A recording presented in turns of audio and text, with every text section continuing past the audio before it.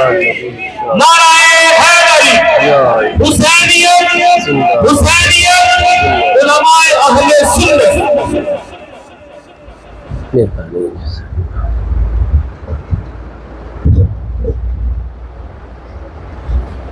شاہ صاحب اجازت دی۔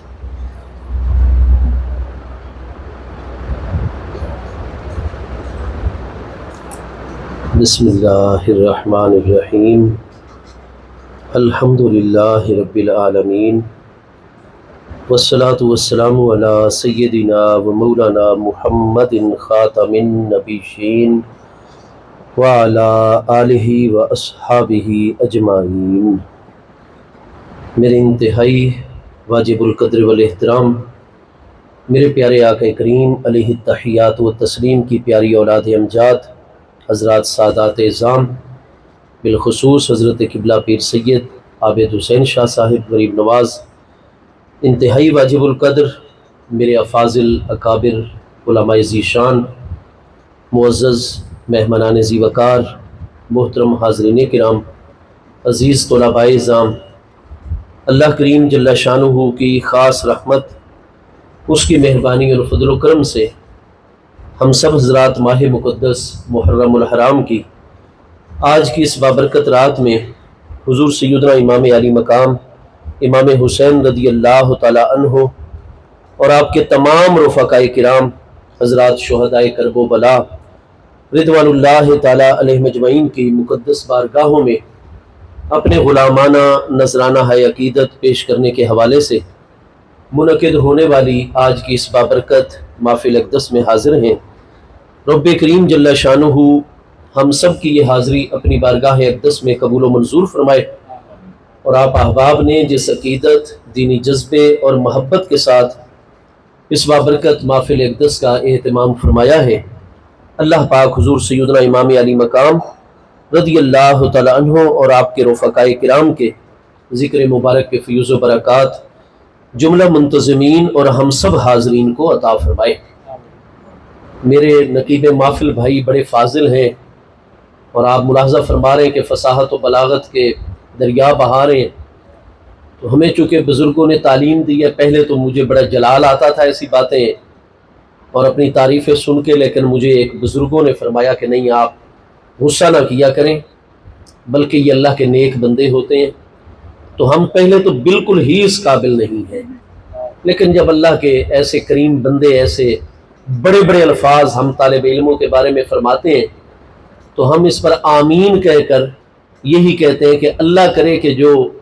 محبوب کریم علیہ السلام کے یہ پیارے امتی ہم طلباء کے متعلق ایسا حسن ظن رکھتے ہیں، تو اللہ تعالیٰ ان کے الفاظ کا نور، برکت، فیض ہمیں عطا فرمائے، اور جیسا یہ سمجھتے ہیں اللہ پاک ہم ناکارہ لوگوں کو ویسا بنا دے، آمین یا رب العالمین۔ محبت ہے، اللہ سلامت رکھے، باقی من آنم کے من دانم۔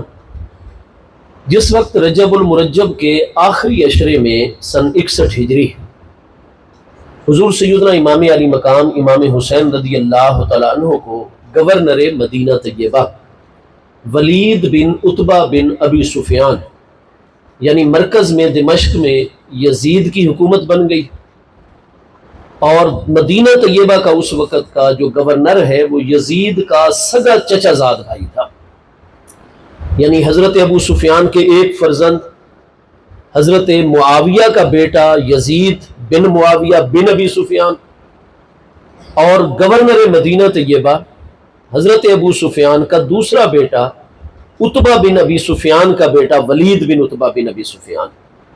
تو اس طرح ایک چچا زاد بھائی مرکز میں اور دوسرا چچا زاد بھائی مدینہ طیبہ میں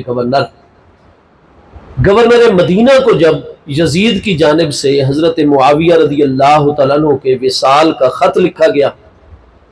تو حضرت امیر معاویہ کے وصال کی خبر کے ساتھ ساتھ ایک حکم نامہ بھی ساتھ لکھا گیا، اور اس حکم نامے کے اندر یہ تھا کہ آپ حضرت حسین ابن علی، حضرت عبداللہ ابن عمر، حضرت عبداللہ ابن زبیر، ان 3 شخصیات کو آپ فوری طور پر طلب کریں، اور واخذ لی منہم بیعتن، اور میرے لیے ان سے آپ بیعت جو ہے وہ حاصل کریں، اور ساتھ ہی خاص طور پر حضور سیدنا امام علی مقام امام حسین رضی اللہ تعالی عنہ کے متعلق آپ ابن کثیر سے لے کر پیچھے جتنی بھی کتابیں ان میں پڑھتے آئیں گے پوری صحت کے ساتھ ہے کہ حضور سیدنا امام علی مقام کے متعلق اس نے خصوصی طور پر یہ لکھا کہ واخذ الحسین اخذا شدیدا لا رخصت فیہا، کہ حضرت حسین ابن علی رضی اللہ عنہ کو بڑی سخت پکڑ کے ساتھ آپ پکڑیے، جس میں کسی قسم کی رو رعایت اور نرمی نہیں ہونی چاہیے۔ تو حضور امام علی مقام رضی اللہ عنہ ولید بن عتبہ بن ابی سفیان کے پاس دارالامارت میں تشریف لائے۔ اس نے حضرت معاویہ رضی اللہ عنہ کے وصال کی خبر پر مشتمل خط آپ کو پیش کیا۔ تو ہمارے تمام کے تمام مورخین، سیرت نگار، محدثین، شارحین اس بات کے اوپر متفق نظر آتے ہیں کہ حضور امام علی مقام رضی اللہ عنہ نے جیسے ہی حضرت معاویہ بن ابی سفیان رضی اللہ عنہ کے وصال کی خبر پڑی فاسترجعہ، تو آپ فوری طور پر بڑے غمگین ہو گئے۔ انا للہ و انا الیہ راجعون آپ نے پڑھا۔ ہم مسلمان یہ کلمات ترجیح انا للہ و انا الیہ راجعون کب پڑھتے ہیں؟ جب ہمیں کوئی مصیبت لاحق ہو، صدمہ پریشانی لاحق ہو۔ قرآن پاک کے اندر سورہ البقرہ شریف میں واضح طور پر موجود ہے اذا اصابتہم مصیبت قالوا انا للہ و انا الیہ راجعون۔ اہل ایمان صابرین، قرآن پاک فرماتا ہے وبشر الصابرین الذین اذا اصابتہم مصیبہ، مومنین صابرین کو جب کوئی بھی مصیبت پہنچتی ہے، صدمہ پہنچتا ہے، تو سب سے پہلے جو کلمات ان کی زبان پر جاری ہوتے ہیں وہ انا للہ و انا الیہ راجعون۔ تو نتیجہ کیا نکلا کہ امام علی مقام رضی اللہ عنہ نے حضرت معاویہ ان کی وفات کو ایک صدمہ قرار دیا، کلمات ترجیح پڑھے، اور اس کے بعد ان تمام کتابوں میں ترحم علیہ، حضرت معاویہ رضی اللہ عنہ کے حق میں انہوں نے دعائے رحمت فرمائی، اور اس کے بعد آپ کی چند بڑی بڑی خدمات کا ذکر فرمایا۔ یہی وجہ ہے کہ ہم جمہور اہل اسلام اہل سنت و جماعت جو اختلاف حضور امام علی مقام رضی اللہ عنہ کی ذات بابرکات کو ہے، ہماری تو کسی قسم کی کوئی جرت ہی نہیں ہے، وہ بارگاہیں بڑی بارگاہیں، ان کی نسبتیں نہایت ہی بلند ہے، ہماری کیا حیثیت ہے ان کے مقابلے میں؟ لیکن اختلاف ہے تو حضور امام علی مقام امام حسین رضی اللہ عنہ کی ذات بابرکات کو، سیدنا عبد الرحمن بن ابی بکر رضی اللہ عنہ کی ذات بابرکات کو، سیدنا عبداللہ بن زبیر رضی اللہ عنہ کی ذات بابرکات کو، یہ ان کے مقابلے کی ہستیاں، بلکہ ہم اہل سنت و جماعت کا بالکل واضح مسلک اور مذہب ہے کہ ساداتنا حسنین کریمین رضی اللہ عنہ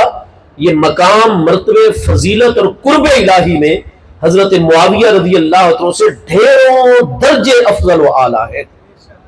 ہم حسنین کریمین رضی اللہ عنہ کی نورانی ذاتیں جو نوجوانان جنت کے سردار ہیں، جنت کے دو پھول ہیں دنیا میں مصطفیٰ کریم علیہ السلام کے، جو محبوب کریم علیہ السلام کی آنکھوں کی ٹھنڈک ہے، یہ مسئلہ ہماری کتابوں کے اندر موجود ہے کہ ہم حضور ساداتنا حسنین کریمین رضی اللہ عنہ کی مقدس ہستیوں کو حضرت معاویہ رضی اللہ عنہ سے افضل مانتے ہیں۔ تو لہذا اختلاف ہے تو ان ہستیوں کا ہے جن ہستیوں میں سیدنا امام علی مقام امام حسین رضی اللہ عنہ جو حضرت معاویہ رضی اللہ عنہ سے مرتبے میں بھی بلند ہے، ان ہستیوں کا اختلاف ہے، ہماری کوئی جرت نہیں، ہم انہی کے پیروکار ہیں، چونکہ حضور امام علی مقام امام حسین رضی اللہ عنہ کے پیروکار ہیں، لہذا اس کہ وہ شورائی نظام ختم کر کے تو موروثی اور خاندانی نظام مسلط کیا جا رہا ہے، ہم بھی امام علی مقام کی پیروی میں، سیدنا عبد الرحمن بن ابی بکر الصدیق کی پیروی میں، سیدنا عبداللہ ابن زبیر کی پیروی میں، سیدنا عمر بن حزم، سابقین اولین انصار صحابہ کرام رضی اللہ عنہ مجمعین کی پیروی میں ہم حضرت امیر معاویہ سے ان کی پیروکاری کی وجہ سے اختلاف کا اظہار کرتے ہیں۔ وہ مسلک شورائی نظام اور موروثی نظام کا جب آپس میں تقابل آتا ہے تو ہم شورائی نظام کے ساتھ ہیں اور ان کریم ہستیوں کی اتباع میں ہم ان کے پیروکار ہیں۔ تو اختلاف ضرور کرتے ہیں لیکن ہم منہج اہل بیت اطہار کو ترک کرنا جائز ہی نہیں سمجھتے کہ علمی اختلاف تو سن 57 ہجری سے سیدنا امام حسین رضی اللہ عنہ کا حضرت امیر معاویہ سے آ رہا ہے، لیکن اس علمی اختلاف کے باوجود حضرت امام حسین رضی اللہ عنہ ان کی نسبت صحابیت کا بھی احترام کر رہے ہیں۔ حضرت امیر معاویہ رضی اللہ عنہ کی بڑی بڑی ہمشیرہ محترمہ حضرت سیدتنا ام المومنین سیدہ ام حبیبہ بنت ابی سفیان رضی اللہ عنہ جو محبوب کریم علیہ السلام کی عزت و غیرت ہے، محبوب علیہ السلام کی زوجہ محترمہ رضی اللہ عنہ،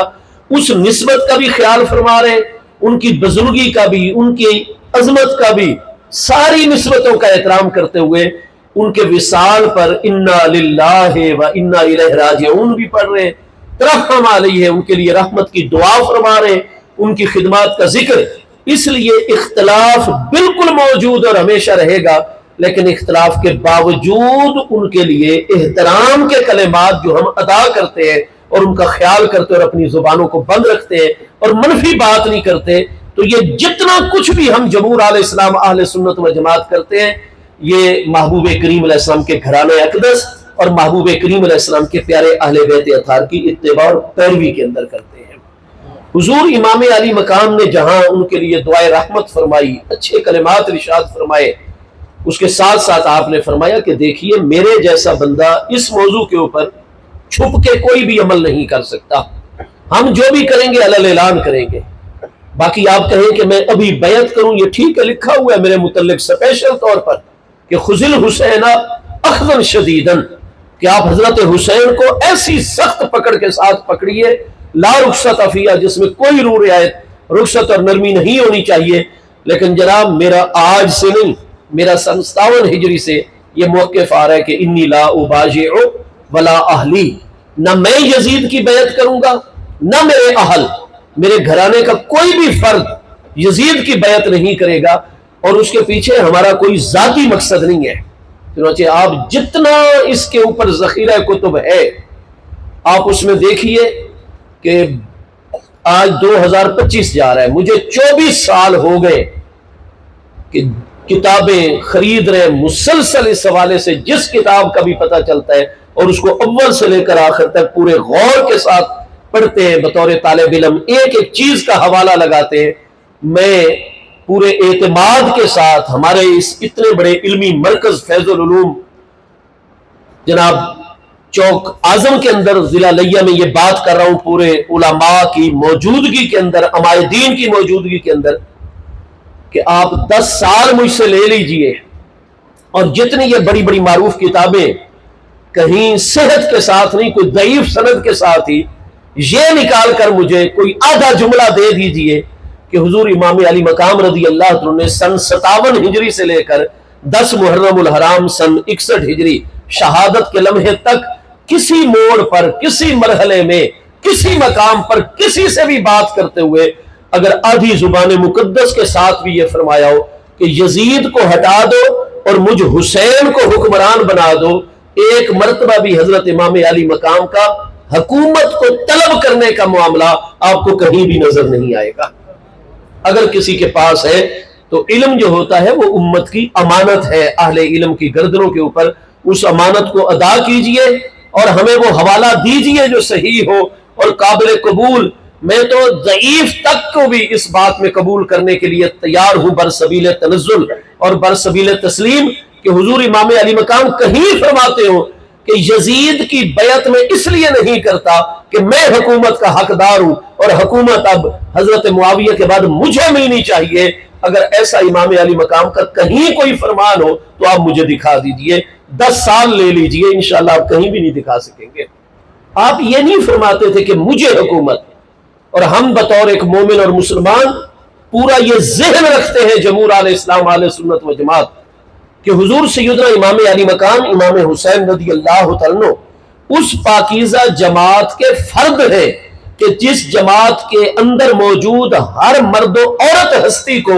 اللہ پاک نے تطہیر کا اعلیٰ مقام عطا فرما کر دنیا کی ہر طلب اور خواہش ہمیشہ ہمیشہ کے لیے ان کریم ہستیوں کے دلوں سے دور فرما دی ہے۔ جب شوال المکرم سن 9 ہجری میں محبوب کریم علیہ السلام کی 9 ازواج مطہرات رضی اللہ تعالی عنہن اجمعین نے جمع ہو کر یومیہ خرچے کا مطالبہ فرمایا تھا تو اللہ پاک نے 21ویں پارے سورہ احزاب آیت نمبر 24 سے لے کر آپ دیکھیں گے بلکہ آیت نمبر 21 سے لے کر 22ویں پارے سورہ احزاب کی آیت نمبر 28 تک پورا رکوع محبوب کریم علیہ السلام کی ذات بابرکات پر نازل فرما دیا تھا، اور اس رکوع میں یہ آیت مبارکہ بھی موجود ہے 21ویں پارے سورہ احزاب کی آیت نمبر 30، جس میں اللہ پاک ارشاد فرما رہے ہیں میرے پیارے محبوب یا ایھا النبی، اے میرے پیارے محبوب نبی علیہ السلام، کل ازواج کا، آپ اپنی تمام کی تمام ازواج مطہرات رضی اللہ تعالی عنہن اجمعین سے ارشاد فرما دیجئے، ان کنتن تردن الحیات الدنیا وزینتہا، اگر آپ ہستیاں میرے محبوب علیہ السلام کی مقدس بیویاں، اگر آپ دنیا کی زندگی اور اس کی زینت، اور انہوں نے کیا طلب کیا تھا؟ کوئی محلات کا مطالبہ کیا تھا نبی پاک علیہ السلام سے؟ سن 9 ہجری میں انہوں نے کوئی بڑے بڑے اعلیٰ لباسوں کا مطالبہ کیا تھا؟ کیا بڑی بڑی نعمتوں اور چیزوں کا مطالبہ کیا تھا؟ نہیں، حضور اب تو سوائے نجران کے علاقے کے پورا جزیرہ نما عرب کے اوپر آپ کی حکومت ہے، ہر طرف سے اتنے وسائل آ رہے ہیں، رات 3 بجے بھی مثال کے طور پر ضرورت مند کی ضرورت آپ کے دروازے سے پوری کی جا رہی ہے، کوئی سائل خالی نہیں لوٹ رہا، لیکن حضور پوری امت پر آپ اتنا کرم فرما رہے ہیں، اور ہم آپ کے گھر والوں کی حالت اتنے وسائل کے آ جانے کے باوجود اب تک یہ چل رہی ہے کہ لقد مضى علینا اہل البیت شہر کامل ولم یوقد فی بیوتنا النار، کہ ہم اہل بیت اطہار کے اوپر ایک مہینہ ابھی تک اس حالت میں گزر رہا ہے کہ ہمارے گھروں کے چولہوں میں آگ نہیں جلائی جاتی، کیونکہ کچھ پکانے کے لیے میسر ہی نہیں ہوتا، ہم دودھ پانی اور کھجور پر گزر اوقات کر رہے ہیں۔ تو حضور آپ سے ہم محلات کا مطالبہ نہیں کرتے، بہت زیادہ روپے پیسے اور ضروریات کا مطالبہ نہیں کرتے، بس ہم تمام ازواج اتنا مطالبہ کرتی ہیں کہ حضور آپ ہمیں صرف یومیہ خرچہ ہمارا عطا فرما دیا کریں، کیونکہ بعض اوقات ہم انسان ہیں، ہماری طبیعت کرتی ہے فلاں چیز پکا کر کھائیں، لیکن میسر ہی نہیں ہے وسائل ہمارے گھر میں۔ بعض اوقات ہمارے والدین، ہمارے بہن بھائی عزیز تشریف لاتے ہیں ہم سے ملنے کے لیے، ہمیں پتہ ہوتا ہے کہ اس عزیز کو، ہماری بہن کو، والدہ کو، والد صاحب کو، بڑے بھائی کو کھانے میں فلاں چیز پسند ہے، اور یہ اتنے عرصے بعد ہم سے ملنے آئے ہیں، اور حضور آپ کی جتنی بھی ازواج مطہرات ہیں وہ کوئی عام خواتین نہیں ہیں، آپ ان کا بچپن مبارک اور نسب طاہر دیکھیں، ہر آپ کی زوجہ محترمہ کسی بڑے سردار کی صاحبزادی صاحب ہیں، تو ان کا بچپن ناز و نعم میں گزرا ہے، ان کی نوجوانی ناز و نعم میں گزری ہے، اور حضور جب سے آپ کے گھر میں آئے ہیں تو حضور ہم مہینہ مہینہ گھر میں آگ نہیں جلا سکتے، کیونکہ ہمارے پاس کوئی چیز ہی موجود نہیں ہوتی، تو ہمیں پتہ ہوتا ہے کہ یہ ہمارے عزیز جو ملنے آئے ہیں ان کو کھانے میں فلاں چیز پسند ہے، یہ ہم سے محبت میں ملنے آئے، ہم ان کا مرغوب کھانا تیار کر کے ان کے سامنے پیش کریں، ان کو خوشی اور راحت پہنچائیں، لیکن حضور ہمارے پاس ذرائع نہیں ہوتے تو ہم کوئی زیادہ چیزیں نہیں طلب کرتی، صرف حضور یومیہ خرچہ ہمیں عطا فرما دیا جائے۔ تو مجھے یہ بتائیے، یومیہ خرچے کا مطالبہ کرنا کیا یہ حضرات امہات المومنین رضی اللہ تعالیٰ عنہ اجمعین کا شرعی حق نہیں بنتا؟ کیا قرآن پاک میں یہ الفاظ نورانی موجود نہیں ہے؟ وَعَلَى الْمَوْلُودِ لَهُ رِزْقُهُنَّ وَكِسْوَتُهُنَّ بِالْمَعْرُوفِ؟ کوئی شوہر کی ذمہ داری قرآن نے بیان فرمائی ہے یا نہیں فرمائی کہ ہر میرڈ شادی شدہ عورت جب سے وہ اپنے گھر میں رخصت ہو کر آ جاتی ہے شوہر کے ہاں، اس کی رہائش، اس کا لباس، اس کا کھانا پینا، اس کی بنیادی ضروریات وہ ساری شوہر کے ذمہ ہو جاتی ہیں یا نہیں ہو جاتی؟ تو جب شریعت طاہرہ پھر اخلاق انسانی کیا اس کا تقاضا نہیں کرتے، تو حضرات امہات المومنین کا مطالبہ شرعی طور پر بھی درست تھا، اخلاقی طور پر بھی درست تھا، لیکن یہ مطالبہ سن کر محبوب علیہ السلام کے دل مقدس کے اوپر گرانی آ گئی کہ ہم ان کے متعلق یہ فیصلہ کر رہے ہیں، یہ سوچ رہے ہیں کہ یہ ہستیاں عبادات میں تو بہت پختہ ہیں، یبیتون لربہم سجدا وقیاما، ان کی پوری پوری راتیں اللہ کی بارگاہ میں سجدے اور قیام کی حالت میں گزرتی ہیں، تراہم رکعا سجدا، ان کریم ہستیوں کو جب بھی دیکھو گے تمہیں رکوع سجدے میں نظر آئیں گے، عبادت میں یہ پختہ ہیں، لیکن اب عبادت کے ساتھ ساتھ ذکر الہی کے ساتھ ساتھ اب ان میں مجاہدہ اور ریاضت آ جائے کہ یہ اتنی ایک درویشانہ زندگی گزارے اور اس طریقے سے مشکلات کا مقابلہ کرے کہ ان کی بشریت مبارکہ مغلوب ہو جائے اور ان کی روحانیت طیبہ غالب آ جائے، کیونکہ جس مسلمان مرد عورت کی سخت ریاضات اور کثرت عبادات کے ذریعے سے بشریت مغلوب ہو جاتی ہے، روح کے تقاضے غالب آ جاتے ہیں، تو پھر وہ اسباب کے محتاج نہیں رہتے بلکہ اسباب ان کے محتاج ہو جاتے ہیں، اور ان کا براہ راست رابطہ مسبب الاسباب سے ہو جاتا ہے۔ تو چونکہ محبوب کریم علیہ السلام ان کو سخت ریاضات کے مرحلے سے گزار کر ان کی بشریت طاہرہ کو مغلوب فرمانا چاہتے ہیں، روحانیت مقدسہ کو غالب فرمانا چاہتے ہیں، اور حضور ساداتنا امہات المومنین نے اس کے برعکس یومیہ خرچے کا مطالبہ فرما دیا۔ اس وجہ سے محبوب علیہ السلام کے جب تربیت کی سوچ کے خلاف معاملہ سامنے آیا تو آپ کی طبیعت مقدسہ پر گرانی آ گئی، اور محبوب علیہ السلام کے دل مبارک پر بوجھ آئے، انقباض آئے۔ یہ اللہ پاک کو گوارا نہیں ہے۔ اللہ پاک نے سورہ مبارکہ احزاب کا یہ رکوع مصطفیٰ علیہ السلام پر نازل فرما دیا، جس میں آیت تطہیر بھی موجود ہے، اور اسی رکوع میں فرمایا کہ ان کنتن تردن الحیات الدنیا وزینتہا، اگر یہ دنیا کی زندگی اور یہ یومیہ خرچہ اگر میرے محبوب سے چاہیے، تعالین، تو آپ تمام کی تمام ازواج مطہرات آ جائیں، امتعکنہ، میں اللہ کا محبوب اللہ کے خزانوں میں سے تمہاری ہر دنیاوی ضرورت پوری فرما دیتا ہوں، لیکن جب تم دنیا کا ساز و سامان اور یومیہ خرچہ مجھ سے لے لو گی تو پھر اسرحکنہ سراحا جمیلا، میں بڑے اچھے طریقے سے طلاق دے کر ہمیشہ کے لیے تمہیں اپنے آپ سے جدا کر دوں گا۔ یہ اگر آپ نے غور فرمایا ہو اور یہ بات آپ کو سمجھ آئی ہو تو آپ پر واضح ہو جائے گا کہ یہ قرآن فرما رہا ہے۔ 21واں پارہ سورہ احزاب ہے۔ یا ایھا النبی، اے میرے پیارے محبوب نبی علیہ السلام، کل لازواجک، آپ اپنی تمام ازواج مطہرات رضی اللہ تعالی عنہن اجمعین کو ارشاد فرما دیجئے، ان کنتن تردن الحیات الدنیا وزینتہا،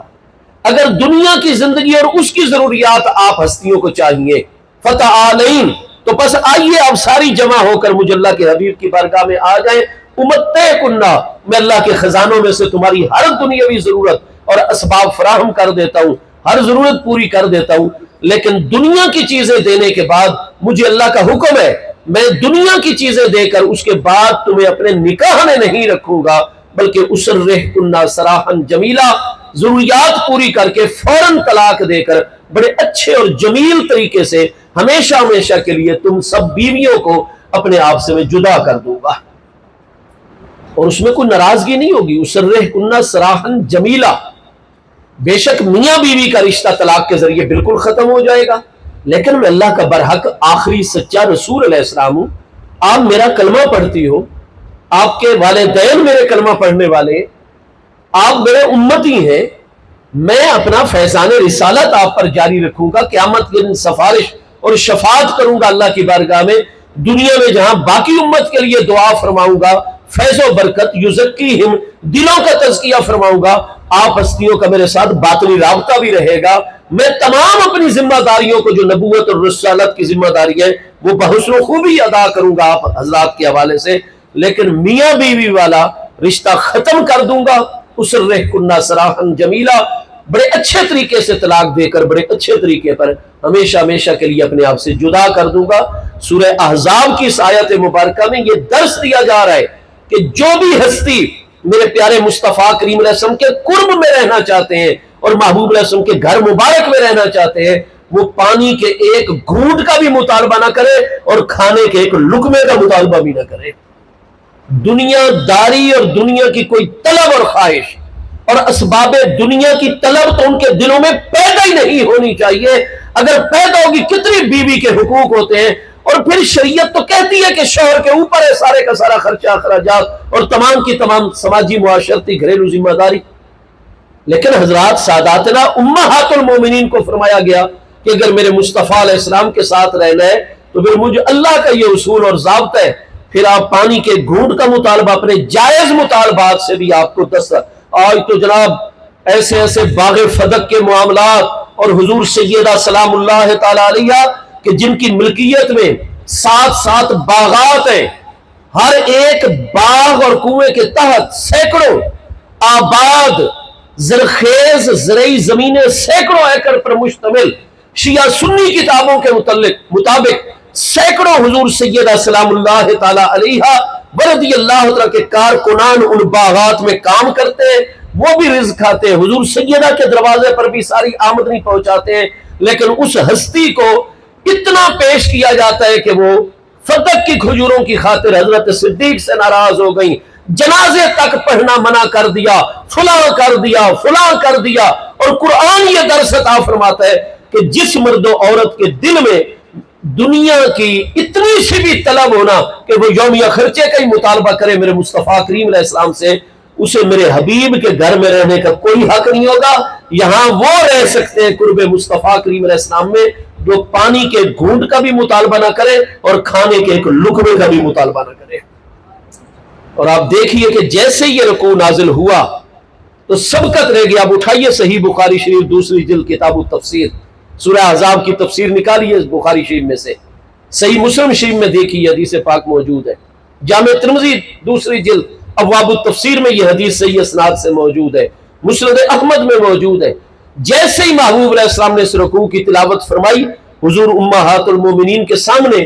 سبقت رہ گئی۔ حضرت سیدنا امیر المومنین امام الواصلین الی رب العالمین،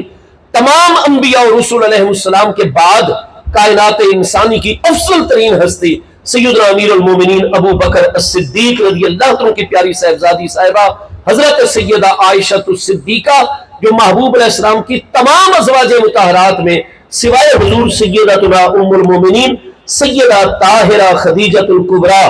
رضی اللہ تعالی عنہا کی ذات بابرکات کے بعد سب سے زیادہ مالدار گھرانے میں سے جو محبوب کی زوج محترمہ ہے وہ حضرت ام المومنین سیدہ عائشہ الصدیقہ ہے۔ لیکن جب یہ رکوع اترا تو وہ اللہ اور اس کے رسول علیہ السلام کی رضا کی اتنی طالب ہے کہ وہ تمام ازواج پر سبقت رہ گئیں۔ باقی امہات المومنین ابھی خاموش تھیں، لیکن حضرت صدیقہ نے کلام شروع کیا، عرض کی حضور اپنے نسبت سے ہمیں محروم نہ فرمائیں، اپنے دروازہ اقدس سے اور بارگاہ اقدس سے ہمیں دور نہ فرمائے۔ طلاق دے کر حضور اخترنا اللہ ورسولہ والدار الآخرہ، بخاری مسلم سب میں حضور ہم کھانے کے ایک لقمے کا آج کے بعد مطالبہ نہیں کریں گی، پانی کے قطرے کا آپ سے مطالبہ نہیں کریں گی، ہم بھوکی پیاسی تڑپ تڑپ کر حضور کے در والا پر جان اپنی قربان کر دیں گی حضور کے قدموں میں، لیکن حضور کا در اقدس چھوڑنا گوارا نہیں کریں گی۔ اخترنا اللہ، آج اس لمحے سے ہم نے اللہ کو اختیار کر لیا، ورسولہ، اور اللہ کے پیارے رسول علیہ السلام کو اختیار کر لیا، والدار الآخرۃ، اور آخرت کے گھر کو ہم نے جو ہے والدار الآخرہ، آخرت کے گھر کو ہم نے اختیار کر لیا۔ آپ کو دیکھ کر باقی ازواج مطہرات رضی اللہ تعالی عنہ اجمعین نے بھی یہی الفاظ ارشاد فرمائے، اخترنا اللہ ورسولہ والدار الآخرہ، ہم نے اللہ اس کے پیارے محبوب علیہ السلام اور آخرت کے گھر کو۔ تو اسی رکوع کے اندر ہی آیت تطہیر موجود ہے۔ آپ عموماً تو ذاکر صاحبان کو سنتے ہیں کہ وہ وقف کے بعد والا آخری حصہ آیت تطہیر کا تلاوت کرتے ہیں، اور عموماً آپ کے سننے میں آتا ہے کہ آیت تطہیر پوری کبھی بھی نہیں پڑھی جاتی۔ تو دوسرے لوگوں کی تو مجبوری ہے، ان کے ذاکرین کی، ان کے علماء کی، کیونکہ جس دن انہوں نے آیت تطہیر جو کہ 22ویں پارے سورہ احزاب کی آیت نمبر 33 ہے، آیت تطہیر پوری اپنی جماعت میں پڑھ دی، اپنی مجلس محفل میں پڑھ دی اور اس کا سادہ زبان میں ترجمہ کر دیا، تو ایک ان پڑھ سے ان پڑھ، سادہ سے سادہ طبیعت والے شخص کو بھی ان کی جماعت میں یہ پتہ چل جائے گا کہ آیت تطہیر اتری ہے تو سب سے پہلے حضور ساداتنا امہات المومنین کی شان مقدس میں اتری ہے۔ آیت تطہیر کا شان نزول کیا ہے؟ حضرات امہات المومنین کی مبارک بارگاہ ہے، تو وہ ہمیشہ آیت تطہیر کے آخری الفاظ پڑھتے ہیں، انما یرید اللہ لیذھب عنکم الرجس اہل البیت ویطہرکم تطہیرا۔ شروع سے کیوں نہیں پڑھتے؟ شروع سے تو بہت پہلے سے آیت مبارکہ شروع ہو رہی ہے۔ آپ اٹھائیں 22واں پارہ پہلا صفحہ قرآن پاک کا نکالیں، آیت نمبر 33 سورہ احزاب کی 22ویں پارے میں پہلے صفحے پر ہی یہ آیت تطہیر ہے، جو یہاں سے شروع ہوتی ہے، وَقَرْنَ فِي بُيُوتِكُنَّ وَلَا تَبَرَّجْنَا تَبَرُّجَ الْجَاهِلِيَّةِ الْأُولَىٰ وَأَقِمْنَ الصَّلَاةَ وَآتِينَ الزَّكَاةَ وَأَطِعْنَ اللَّهَ وَرَسُولَهُ انما یرید اللہ لیذھب عنکم الرجس اہل البیت ویطہرکم تطہیرا. وکرنا کون سا صیغہ ہے؟ یہ جو ہمارا فیض العلوم مدرسہ ہے، درس نظامی کی کلاسیں ہیں، چوک اعظم میں ہمارے بڑے بڑے مدرسے ہیں، اساتذہ کرام رات دن محنت فرما رہے ہیں، طلباء نظام اتنی کوشش اور محنت کر رہے ہیں. کیا وکرنا جمع مؤنث حاضر یہ نون مبنی نہیں ہے جمع مؤنث کا؟ اللہ پاک خواتین کو خطاب فرما رہے ہیں، مردوں سے اس میں نہیں خطاب. وکرنا فی بیوتکن، اور ٹھہری رہا کیجئے، فی بیوتکن، کم ضمیر تو نہیں ہے مذکر کی کہ یوں آئے کہ جناب فی بیوتکم، تم مرد حضرات اپنے گھروں میں، بیوتکن ہے نا جمع مؤنث حاضر کی ضمیر ہے، مؤنث جمع کی. وکرنا فی بیوتکن،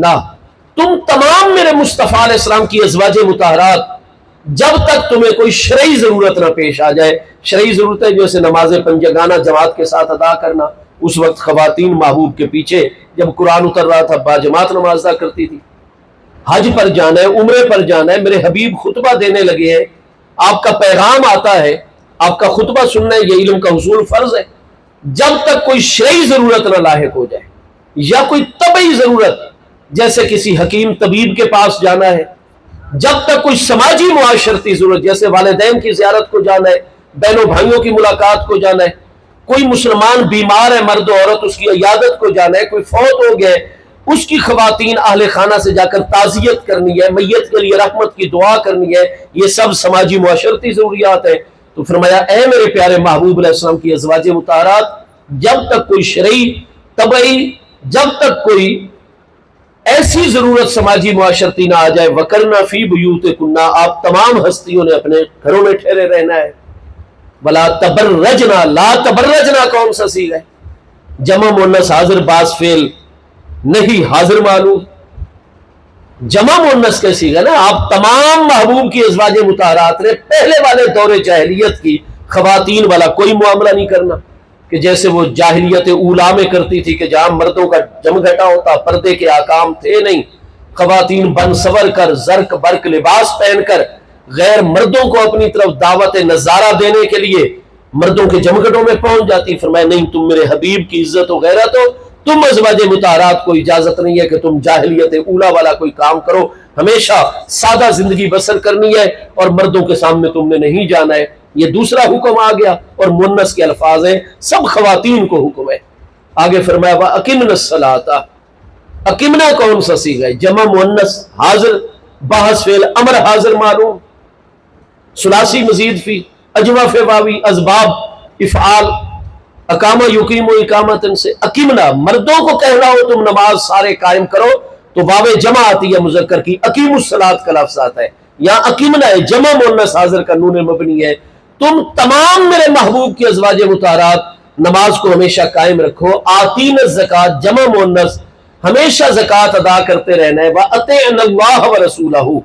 مرد بہت سارے ان کو کہنا ہو کہ تم اللہ اور اس کے رسول علیہ السلام کی اطاعت کرو تو اطیعو کا لفظ آتا ہے، واو جمع مذکر کی آتی ہے، یا نون ہے جمع مؤنث کا. اطیعن اللہ ورسولہ، تم سب میرے محبوب علیہ السلام کی ازواج مطہرات ظاہراً باطناً چھوٹے بڑے زندگی کے ہر معاملے میں اللہ اور اس کے رسول علیہ السلام کی سچی اطاعت کرتی رہو. یہ سارا ان خواتین کو خطاب چلا رہا ہے. آگے اسی آیت میں فرمایا انما یرید اللہ لیذھب عنکم الرجس اہل البیت. اصل میں تو اذھب یذھب ہے نا، فعل مضارع تو مرفوع ہوتا ہے، اس میں اصل ہے. ہمیں چاہیے تھا ہم یذھب پڑھتے، یہاں یذھب کیوں پڑھ رہے ہیں؟ اس لیے کہ لام کہ شروع میں آ گیا ہے. لام کہ کس لیے آتا ہے؟ فعل مذکور کا سبب بیان کرنے کے لیے. ان مقدر ہوتا ہے، وہ ان ہے اصل میں جو اس کو نصب دے کر یذھب کے بجائے یذھب پڑھا رہا ہے. انما یرید اللہ لیذھب اسلمت لادخل الجنت، میں اسلام لایا تاکہ میں جنت میں داخل ہو جاؤں. اللہ پاک فرماتا ہے اے میرے محبوب علیہ السلام کی ازواج مطہرات، میں اللہ نے اتنے سخت احکام باقی عورتوں کے مقابلے میں تمہیں کیوں عطا فرمائے کہ ایک عام سی عام امتی عورت کو یہ حق حاصل ہو کہ وہ اپنے شوہر سے سکنا، اپنے شوہر سے جائے حج کا بھی مطالبہ کر سکے، اپنے شوہر سے سردی گرمی خوشی غمی ہر اعتبار سے لباس کا مطالبہ بھی کر سکے. عام سے عام شادی شدہ عورت اپنے شوہر سے کھانے پینے کا، علاج معالجے کا، ہر ضرورت کا مطالبے کا حق رکھتی ہو. وہ مطالبہ پورا نہ کرے، وہ قاضی اسلام کے پاس جا کر مطالبہ کرے، قاضی اسلام دیکھے اگر اس کے اسباب موجود ہے تو اس میں سے اس کا خرچہ طے کر کے عدالت کی نگرانی میں اس کا خرچہ پہنچائے ہر مہینے۔ نہیں ہے اس کے پاس اسباب تو اس کو مجبور کرے کہ بھئی ادھر اس کو طلاق دو، کیونکہ تم اس کے حقوق نہیں ادا کر سکتے، اور طلاق دے کر عدت کے بعد یہ عورت آزاد ہے، آگے نکاح کرے، اپنے اسباب تلاش کرے۔ اتنا حق کیا شریعت نے نہیں دیا شادی شدہ عورت کو؟ لیکن اے میرے محبوب علیہ السلام کی ازواج مطہرات،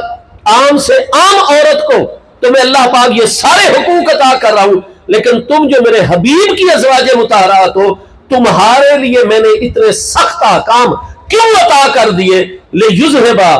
کیونکہ میں اللہ پاک ارادہ فرما رہا ہوں کہ ان سخت ترین احکام کے ذریعے سے میں دنیا کی ہر رجس اور دنیا کی ہر طلب اور خواہش ہمیشہ ہمیشہ کے لیے تمہارے دلوں سے دور فرما دوں، وَيُطَهِّرَكُمْ تَطْهِيرًا، اور اپنی محبت کے لیے تمہارے دلوں کو اس طرح پاک فرما دوں جیسے پاک فرمانے کا حق بنتا ہے۔ کیونکہ حدیث پاک میں حب الدنیا راس کل خطیۃ،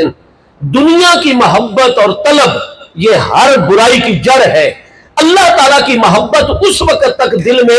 پیوستی نہیں ہوتی، پیدا ہی نہیں ہوتی، جب تک دنیا اور ما سوی اللہ کی محبت دل سے رخصت نہ ہو جائے۔ تو چونکہ میرے حبیب یہ چاہتے ہیں کہ تمہاری بشریت طاہرہ مغلوب ہو جائے، تمہاری روحانیت غالب ہو جائے، روح کے تقاضے غالب آ جائیں، اور یہ کھانے پینے اور یہ دنیا داری کے معاملات یکسر ختم ہو جائے، اور تمہارا تعلق مجھے اللہ رب العالمین مسبب الاسباب کی ذات سے قائم ہو جائے۔ میں تم سے محبت کروں، تم مجھ سے محبت کرو، اور میری محبت تب آئے گی جب ما سوا کی محبت سے دل سے رخصت ہو جائے گی، اور دنیا داری کا ذرہ بھی دل میں ہو تو محبت الہی کبھی پیدا نہیں ہوتی۔ اس کے لیے پاک برتن کی ضرورت ہے۔ وَيُطَهِّرَكُمْ تَطْهِيرًا، دنیا کی ہر طلب اور خواہش تمہارے دلوں سے ہمیشہ کے لیے دور کر کے تمہارے دلوں کو اپنی محبت کے لیے اس طرح پاک کر دوں جیسے پاک کرنے کا حق بنتا ہے۔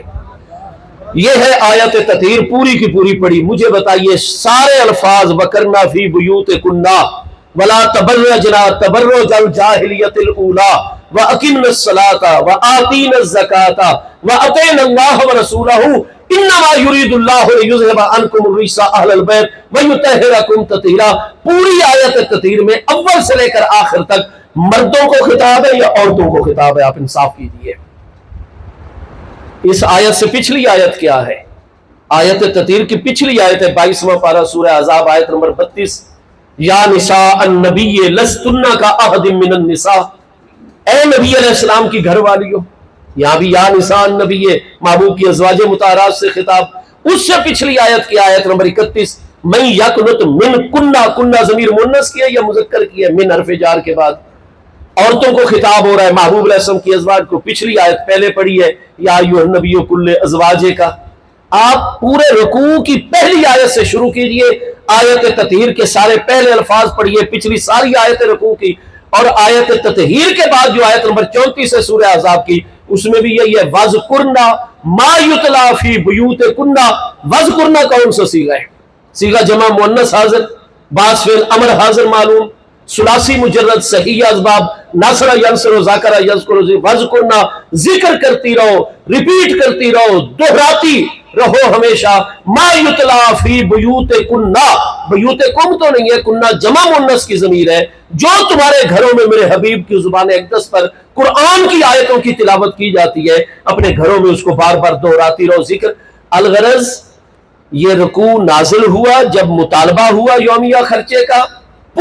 پورا رکوع حضور ساداتنا امہات المومنین رضی اللہ تعالیٰ عنہ اجمعین کی شان میں، جب محبوب نے ان کے سامنے تلاوت فرمایا، وہ ہر چیز سے دستبرگ ہو گئی۔ اللہ اس کے پیارے رسول علیہ السلام آخرت کے گھر کو اختیار کر لیا۔ محبوب علیہ السلام اس کے بعد باہر مسجد شریف میں تشریف لائے، کاتبین وحی کو اس رکوع کی کتابت کروائی، انہیں حفظ کروایا، اس کا معنی مطلب تفسیر سارا واضح کر کے اس کے بعد اس دن باری تھی حضور ام المومنین سیدتنا ام سلمہ، جن کا اصل نام سیدہ ہند بنت ابی امیہ رضی اللہ تعالیٰ، ام سلمہ ام المومنین کے در دولت پر جلوہ گری ہوئی۔ تھوڑی دیر بعد فرمایا ام المومنین آپ مہربانی فرمائیں، اور میری پیاری لخت جگر جو محبوب علیہ السلام کی افضل ترین اور لاڈلی ترین پیاری صاحبزادی صاحبہ حضور سیدہ خاتون جنت سلام اللہ تعالیٰ علیہا ہے، فرمایا ان کی بارگاہ میں پیغام بھیجیے، آپ بھی یہاں قدم رنجہ فرمائیں اور آتے ہوئے میرے پیارے مولائے مرتضیٰ کو بھی ساتھ لے آئیں اور میرے پیارے شہزادگان حسنین کریمین کو بھی ساتھ لے آئیں۔ چنانچہ حضور ام المومنین نے ایک بزرگ خاتون کے ہاتھ پیغام بھیجا اور یہ چاروں کریم ہستیاں تھوڑی دیر میں حضور ام المومنین سیدتنا ام سلمہ رضی اللہ تعالیٰ عنہا کے در دولت پر محبوب کریم علیہ السلام کی بارگاہ میں جلوہ گر ہو گئی۔ اب آپ اٹھائیے جامع ترمذی صحیح سند سے یہ حدیث قصہ موجود ہے، امام نسائی کی اسناد ساری کی ساری صحیح ہے، مسند احمد، معجم کبیر طبرانی، جتنی بڑی بڑی کتب حدیث ہے سب میں صحیح سند کے ساتھ یہ حدیث موجود ہے کہ جب یہ چاروں ہستیاں محبوب کی دعوت پر حضور ام المومنین کے گھر میں جلوہ گر ہو گئیں، محبوب نے فرمایا اے حضرت ام سلمہ، ہم نے کچھ عرصہ پہلے آپ کو میرت خیبر سے ایک بڑی عمدہ نفیس قیمتی چادر منگوائی تھی اور آپ کے پاس بطور امانت رکھی تھی، اور دیکھیے انہی کے پاس ہی رکھی تھی کیونکہ واقعہ کربلا کے وقت صرف یہی ام المومنین عالم دنیا میں، باقی ہستیاں وصال فرما چکی تھی۔ محبوب کے ذرا غیب کے اوپر آنے والے دور پر نگاہ اقدس ملاحظہ فرمائیے، اس ہستی کے علم میں یہ ساری باتیں ہوں۔ فرمایا وہ آپ کے پاس امانت رکھی تھی چادر میرت خیبری، خیبر سے، وہ بنتی صرف خیبر میں، جزیرہ نما عرب میں، اتنی قیمتی چادر۔ جی حضور بالکل میرے پاس آپ کی امانت موجود ہے۔ فرمایا وہ امانت ہمیں واپس پیش کیجیے۔ آپ فرماتی ہیں میں نے اپنے سامان سے بڑی محبت سے وہ چادر نکالی اور اسی طرح طے شدہ جیسے میرے آقا نے مجھے عطا فرمائی تھی میں نے واپس پیش کر دی۔ میرے محبوب علیہ السلام کا چہرہ انور کھلا ہوا ہے، آپ انتہائی خوشی اور راحت کے عالم میں اور اپنے نورانی ہاتھوں سے اس چادر کی تہہ کھول رہے۔ جب پوری چادر کھول دی تو پھر ان چاروں کی چاروں کریم ہستیوں کے اوپر چادر مبارکہ ڈال دی۔ کن چار ہستیوں پر؟ حضور سیدنا امیر المومنین، مولا المسلمین، امام الاولیاء، سیدنا مولائے مرتضیٰ شیر خدا، شاہ مشکل کشا، کرم اللہ تعالی وجہہ الکریم کی نورانی ذات بابرکات پر حضور سیدہ نساء اہل الجنہ، سیدہ خاتون جنت سلام اللہ تعالی علیہا کی نورانی ذات بابرکات پر ہمارے پانچویں برحق امیر المومنین خلیفہ راشد سید الامت مصلح امت نوجوانان جنت کے سردار امام علی مقام امیر المومنین سیدنا امام حسن مجتبی رضی اللہ عنہ کی ذات بابرکات پر۔ اور چوتھی ہستی کون ہے؟ حضور امام علی مقام سید الشہداء سیدنا امام حسین شہید کرب و بلا رضی اللہ عنہ کی ذات بابرکات۔ یہ چار کریم ہستیاں ہیں، ان کے اوپر محبوب علیہ السلام نے چادر مبارک ڈال دی،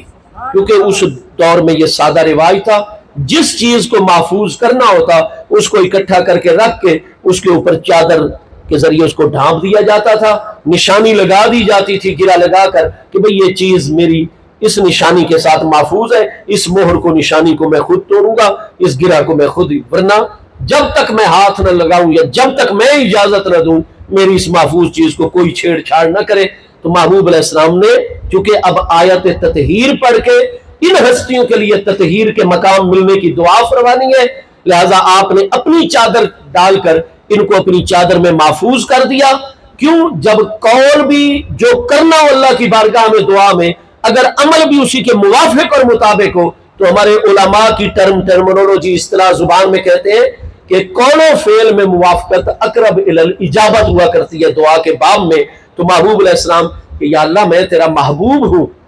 میں نے ان چار ہستیوں کو اپنی مخصوص قیمتی چادر میں محفوظ کر دیا ہے، دعائے تطہیر ان کے حق میں میری قبول فرما کر تو بھی ان ہستیوں کو محفوظ فرما دے۔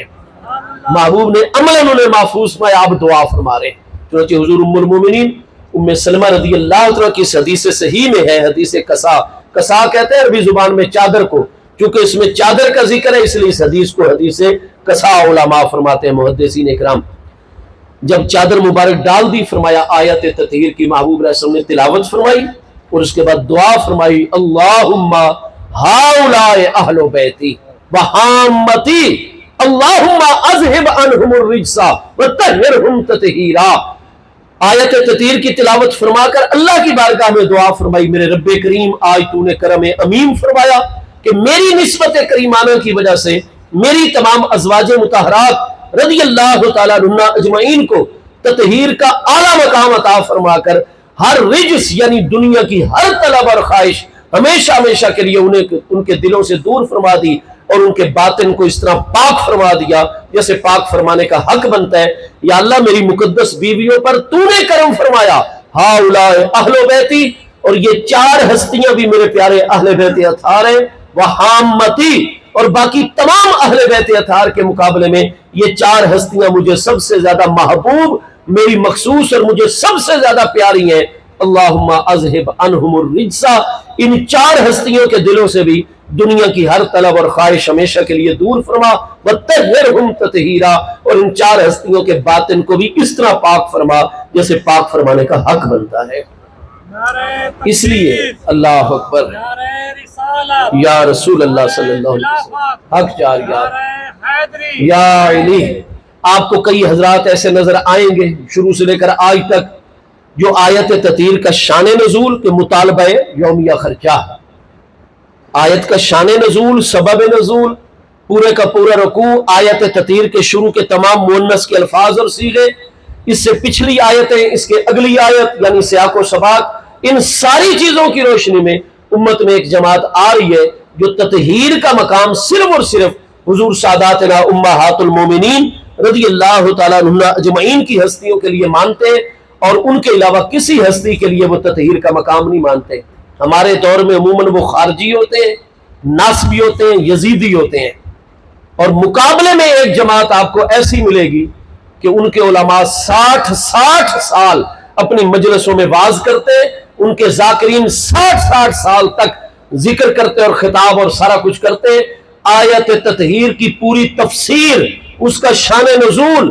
اس کا جناب سیاق و سباق، وہ تو کیا بیان کرے، 60 سال کے درس و بیان میں ان کو کبھی پوری آیت تطہیر پڑھنے کی بھی توفیق نہیں ہوتی، کیونکہ ان کو پتہ ہے جس دن پوری آیت تطہیر ہی صرف رکوع کے علاوہ ہی پڑھ دی، ہر کسی کو پتہ چل جائے گا کہ یہ تو عورتوں سے خطاب ہو رہا ہے، اور سب سے پہلے تطہیر کا مقام عطا ہو رہا ہے تو محبوب علیہ السلام کی عزت و غیرت اور محبوب علیہ السلام کی ازواج مطہرات رضی اللہ تعالیٰ عنہ اجمعین کو، اور وہ سوائے حضور سیدہ طاہرہ خدیجۃ الکبریٰ رضی اللہ تعالیٰ کے علاوہ کسی کے ایمان کے قائل ہونے کو سرے سے تیار نہیں ہے۔ وہ ان کو تطہیر تو کیا مانے، ان کو مومن ہی نہیں مانتے، جنتی نہیں مانتے، ان کے نظریے کے خلاف ہے۔ وہ نہ آیت کے سیاق و سباق کو دیکھیں گے، نہ شان نزول کو دیکھیں گے، نہ رکوع کو دیکھیں گے، نہ آیت تطہیر پوری کبھی پڑھیں گے۔ وہ صرف اس حدیث ام سلمہ ام المومنین رضی اللہ تعالیٰ جو حدیث قصہ ہے، اس کو صرف لوگوں کے سامنے ہائی لائٹ کریں گے اور کہیں گے جی تطہیر کا مقام صرف ان چار ہستیوں کو حاصل ہے، اور محبوب تو چونکہ ذریعہ ہے، اس لیے یہ 5 پاکیزہ ہستیاں، 5 تن پاک کی نورانی اصطلاح، ہم بھی 5 تن پاک کی اصطلاح بولتے بھی ہیں، ہم اہل سنت کے اکابر کی کتابوں میں ہے، لیکن وہ صرف ان ہستیوں کے اوپر رک جاتے ہیں اور حضرات امہات المومنین کو نکال دیتے ہیں تطہیر کے مقام سے۔ یہ رافضی ہوا کرتے ہیں، لیکن جمہور اہل اسلام اہل سنت و جماعت جب سے یہ مقام نازل ہوا، تمام پیارے اہل بیت اطہار، تمام پیارے صحابہ کرام اور تابعین، تبع تابعین، اتباع تابعین کے اس قرون اولا ابتدائی دور سے لے کر آج تک جمہور امت اور جمہور اہل اسلام، ہم اہل سنت و جماعت کی ہر تفسیر، ہر علم کلام، ہر فضائل و مناقب کی کتاب میں یہی آپ کو عقیدہ اور یہی ہمارا ذہن اور نظریہ ملے گا کہ ہم قرآن کی روشنی میں تطہیر کا یہ اعلیٰ مقام سب سے پہلے محبوب علیہ السلام کی ازواج مطہرات کے لیے مانتے ہیں، اور پھر دعائے مصطفیٰ علیہ السلام حدیث قصا، اس کی روشنی میں ان 4 کریم ہستیاں جو اہل قصا ہے، آل ابا ہے، ان 4 نورانی ہستیوں کے لیے ہم تطہیر کا مقام مانتے ہیں۔ تو تطہیر کے مقام کا مطلب کیا ہے؟ لِيُذْهِبَ عَنْكُمُ الرِّجْسَ، الرجس جو ہے، رجس عربی زبان میں نجاست کو، پلیدی کو بھی کہا جاتا ہے۔ رجس سے مراد بت بھی ہے، قرآن پاک فرماتا ہے فَاجْتَنِبُوا الرِّجْسَ مِنَ الْأَوْثَانِ، من یہاں بیان ہے یعنی بت پلید ہے، ان کی پلیدی سے بچو۔ قرآن میں ہے انما الخمر والمیسر والانصاب والازلام، یہ آگے پیچھے تو نہیں ہو رہا بھائی، حفاظ کرام بتائیں گے ازلام پہلے یا انصاب پہلے؟ ازلام پہلے، ازلام پہلے، جزاک اللہ، بارک اللہ۔ طالب علم ہے نا، ذرا بیان کی طرف توجہ ہوتی ہے، اشتباہ ہو جاتا ہے۔ گزارے یہ ہے کہ قرآن فرما رہا ہے انما الخمر والمیسر والازلام والانصاب رجس من عمل الشیطان فاجتنبوہ، کہ انما پکی بات ہے، کلمہ حسر، شراب میسر جوا اور ازلام، یہ تیر نکالنا اور فالے نکالنا،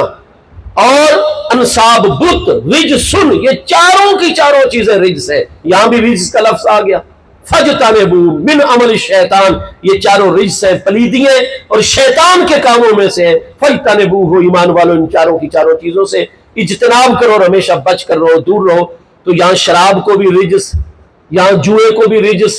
یہاں بتوں کو بھی رجس، یہاں فال نکالنا تیروں کے ذریعے اس کو بھی ازلام کہہ کر رجس قرار دیا، پلیدی کو بھی رجس کہتے ہیں. لیکن آیت مبارکہ میں جو رجس ہے اس پر ہے الف لام. یہ الف لام ہے عہد کا. معہود اس سے وہ رجس ہے جو متکلم اور سامع کے ہاں متعین ہے. کیوں؟ حضرات ساداتنا امہات المومنین نے یومیہ خرچے کا مطالبہ کیا تھا، اور اسی پس منظر میں اور خرچ اخراجات کا تعلق بشریت اور اسباب دنیا کے ساتھ ہے. یہاں رجس سے مراد کوئی اور پلیدی وغیرہ نہیں، رجس سے مراد ہے اسباب دنیا اور دنیا کی طلب اور خواہش. تو اللہ پاک نے فرمایا لِیُذْهِبَ عَنْکُمُ الرِّجْسَ أَهْلَ الْبَیْتِ وَیُطَہِّرَکُمْ تَطْہِیرًا. معنی یہ ہے کہ ہمارا یہ ذہن ہے کہ تمام ساداتنا امہات المومنین اور چار یہ آل کسا اہل ابا ہستیاں اللہ پاک نے دنیا کی ہر طلب اور خواہش ہمیشہ ہمیشہ کے لیے ان کے دلوں سے دور فرمائی ہوئی ہے، اور ان کی روحوں کو، ان کے مبارک دلوں اور باطن کو اس طرح پاک فرمایا ہوا ہے جیسے پاک فرمانے کا حق بنتا ہے. جب یہ اتنی تفصیل آپ حضرات پر واضح ہو گئی تو مجھے بتائیے اس چادر تطہیر کے اندر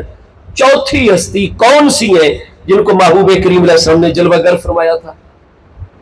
وہ چوتھی ہستی حضور سیدنا امام علی مقام امام حسین شہید کربلا رضی اللہ عنہ کی ذات ببرکات ہے. حضور امام علی مقام کی ولادت مقدسہ 5 شعبان سن 4 ہجری میں. آیت تطہیر ساری شیعہ سنی کتابوں میں واضح ہے کہ شوال سن 9 ہجری میں اتری ہے. شوال 10واں مہینہ ہوتا ہے، شعبان المعظم 8واں مہینہ ہوتا ہے. اب سن 4 ہجری کے 5 شعبان سے لے کر سن 9 ہجری کا جب شعبان 5 آیا تو پورے 5 سال امام علی مقام امام حسین رضی اللہ عنہ کی 9 ہجری میں عمر مبارک ہو گئی. اور شعبان سے 5 رمضان تک 1 مہینہ اور 5 شوال تک 2 مہینے. میں عرض یہ کرنا چاہتا ہوں کہ جب آیت تطہیر اتری تھی تو کم از کم امام علی مقام امام حسین رضی اللہ عنہ کی دنیا میں عمر مبارک 5 سال اور 2 مہینے تھی. تو نتیجہ یہ نکلے گا کہ امام علی مقام تو ابھی بچپن میں تھے کہ مصطفیٰ کریم علیہ السلام کی چادر طیبہ اور محبوب کی دعائیں مبارک سے اللہ تعالیٰ نے امام علی مقام امام حسین رضی اللہ عنہ کو اعلیٰ ترین تطہیر کا مقام عطا فرما کر دنیا کی ہر طلب اور خواہش امام علی مقام کے دل مقدس سے دور فرما دی تھی. تو اب مجھے بتائیے جس ہستی کا مقام مقام تطہیر ہے، اور تطہیر کا مطلب یہ ہے کہ اس ہستی کے دل میں قرآن کی روشنی میں یہ واضح ہوتا ہے، حدیث صحیح سے یہ واضح ہوتا ہے کہ دنیا اور دنیا کے اسباب اور دنیا کی طلب، مقام و مرتبے، عہدے، ان کی تو کبھی حضور امام علی مقام کے دل میں خواہش تک نہیں پیدا ہو سکتی، کیونکہ ان کا مقام مقام تطہیر اللہ نے عطا فرمایا ہوا ہے. اللہ اکبر، یا رسول اللہ صلی اللہ علیہ وسلم، حق چار یار. تو پھر کیسے مان لیا جائے کہ حضور امام علی مقام جی دنیا کی طلب میں، ریاست کی طلب میں، حکومت کی طلب میں، اور آج علامہ جاوید غامدی صاحب، آج فضل احمد چشتی صاحب جیسے علماء، آج فلاں آج فلاں آج فلاں، یہ جو ہمارے نوجوانوں کو، نئی نسل کو کنفیوز کر رہے ہیں. نوجوانوں جنت کے سردار جن کا منصب ہے، جو مصطفیٰ کریم علیہ السلام کے دل کی راحت ہے، دل کا چین ہے. جس بندے میں خرابی ہو اس کو شفاعت مصطفیٰ پہنچے گی. اِنَّ شَفَاعَتِي لِأَهْلِ الْكَبَائِرِ مِنْ أُمَّتِي، ابو داؤد مسلم میں حدیث سے یہ میری شفاعت امت کے بڑے بڑے گناہ گاروں کے لیے، اور گناہ کبیرہ برحق ہے. لیکن مصطفیٰ کے دل کا چین، محبوب کے آنکھوں کی ٹھنڈک، محبوب کے دل کی راحت کبھی بھی گناہ کبیرہ اور بغاوت کرنے والی اور امت میں انتشار اور فساد پیدا کرنے والی ہستی جس کا انجام یہ، وہ کبھی محبوب کا امتی تو رہ سکتا ہے، شفاعت بھی ملے گی، سب کچھ ملے گا، لیکن وہ محبوب کے دل کا چین نہیں ہو سکتا. اور حسین تو میرے آقا کی آنکھوں کی ٹھنڈک اور دل کی راحت اور چین ہے میرے دوستوں، اور ان کا مقام مقام تطہیر ہے. اس لیے ہمارے کسی پیارے بچے کو، کسی نوجوان کو، کسی دوست عزیز اور بزرگ کو جو قرآن پر ایمان رکھتا ہے، جو حدیث صحیح پر ایمان رکھتا ہے، جو جمہور امت کے منہج اور طریقے کا قائل ہے،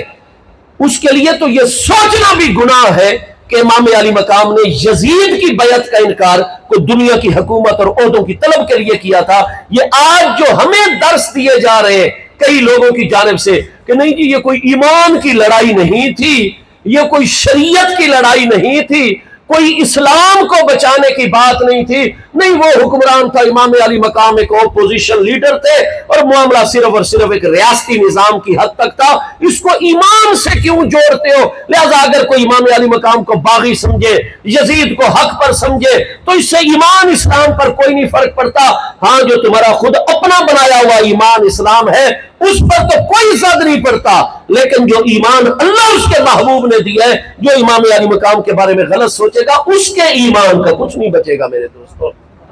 اور ہمیں ایمان پیارا ہے ہر چیز سے، اور ایمان ہے ہی یہی۔ حضور امام علی مقام نے گورنر مدینہ کو فرمایا کہ میں نے ایک موقف واضح طور پر، اور آپ نے وہی 3 شرعی اسباب جو ہر موقع پر آپ بیان کرتے چلے آ رہے تھے آپ نے بیان کر دیے۔ وہ چونکہ گورنر ولید بن عتبہ بن ابی سفیان جہاں پڑھا لکھا انسان تھا، بڑی رکھ رکھاؤ والی طبیعت، انتظامی تجربے بہت زیادہ رکھتا ہے، حضور امام علی مقام کی قدر و منزلت کو جانتا ہے، اور باقاعدہ انہی کتابوں کے اندر ہی پوری صحت کے ساتھ موجود ہے کہ جب مروان نے سختی کی اور مشورے دیے کہ تم حضرت امام علی مقام سے نرمی کیوں کر رہے ہو، تو اس گورنر مدینہ نے کہا کہ دیکھیے ایک طرف ہے میری دنیا، گورنرشپ اور میرے عہدے،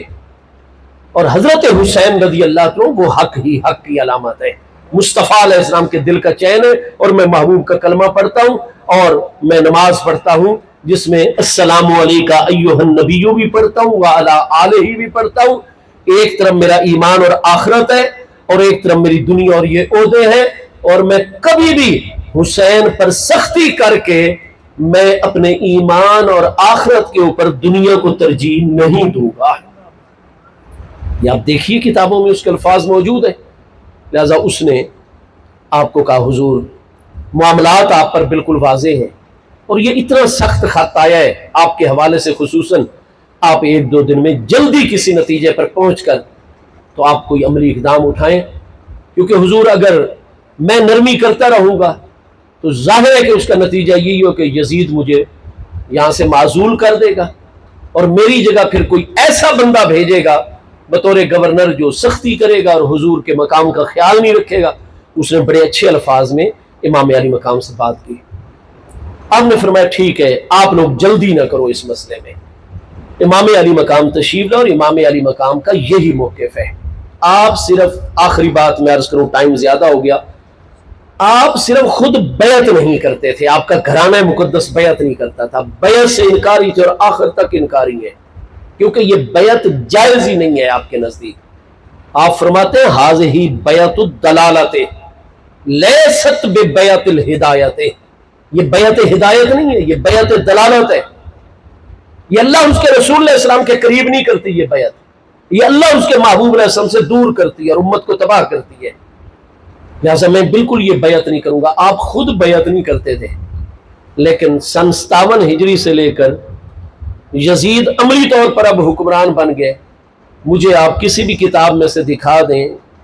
کہ کبھی امام علی مقام نے مسجد نبوی شریف علیہ صاحب الصلاۃ والسلام میں یا کسی بھی مقام پر آپ نے کوئی خطبہ ارشاد فرمایا ہو یزید کے خلاف، جب سے اس کو ولی عہد مقرر کیا گیا ہے کہ بھائی نہیں یزید کی بیعت نہ کرنا، کسی ایک بندے کو منع فرمایا ہو؟ آپ پورا ذخیرہ پڑھ لیجئے معلومات کا، آپ کو کہیں نہیں ملے گا کہ امام علی مقام نے کبھی کوئی ایسا خطبہ دیا ہو۔ کوئی امام علی مقام نے آج تک خطوط بھیجے ہو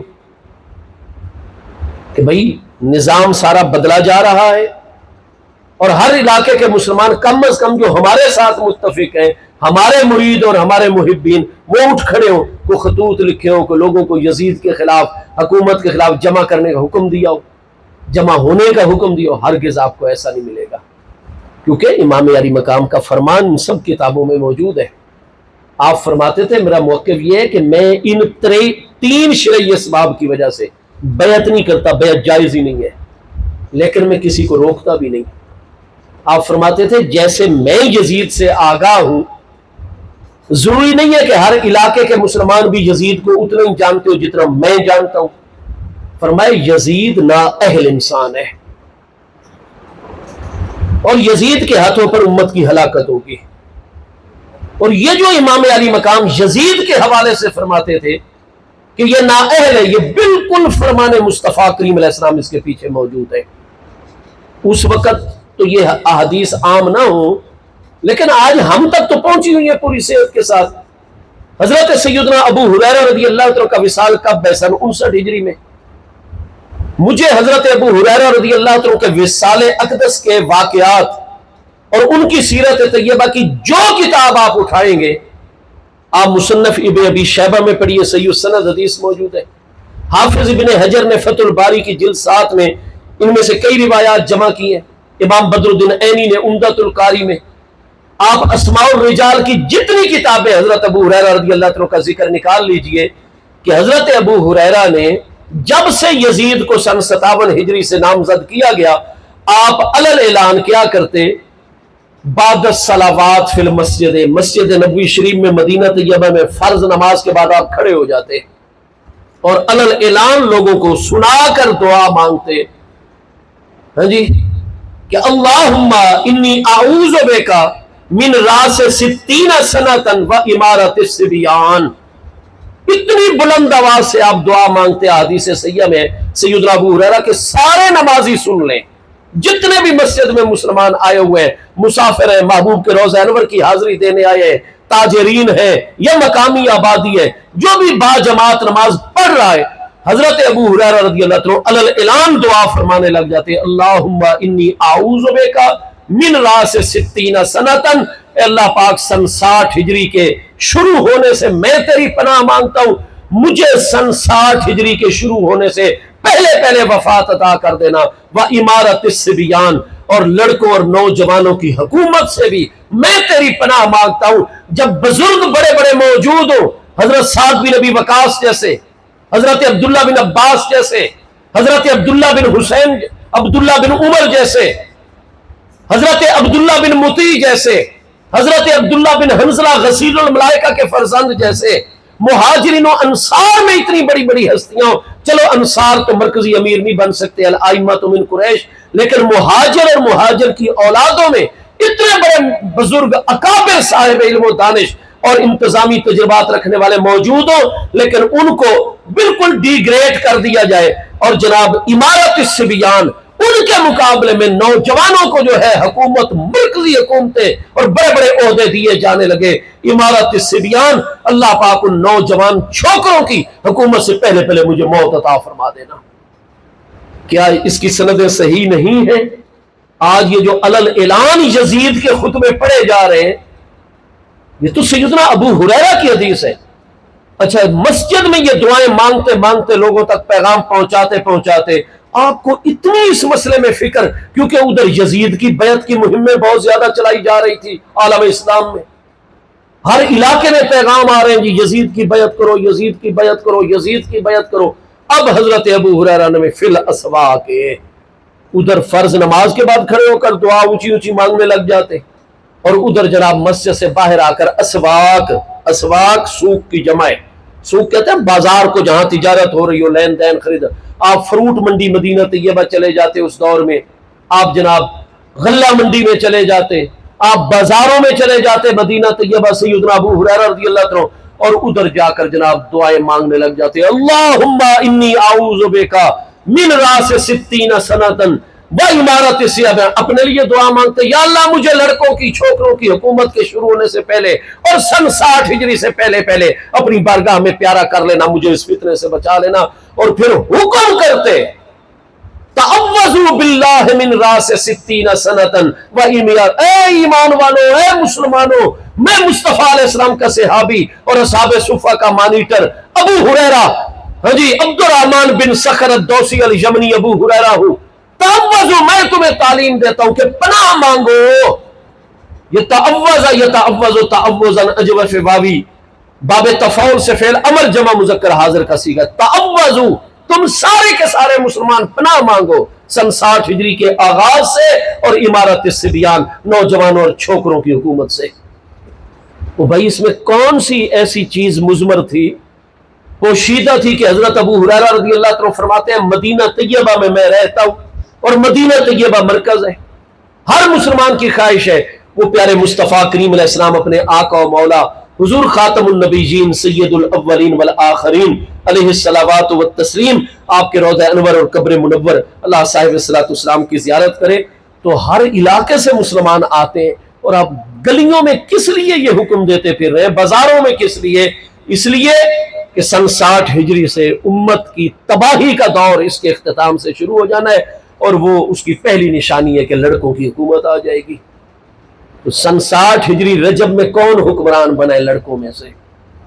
جب بڑی بڑی اکابر ہستیاں زندہ ہیں، موجود ہیں۔ صحابہ کرام کا دور کب تک چل رہا ہے؟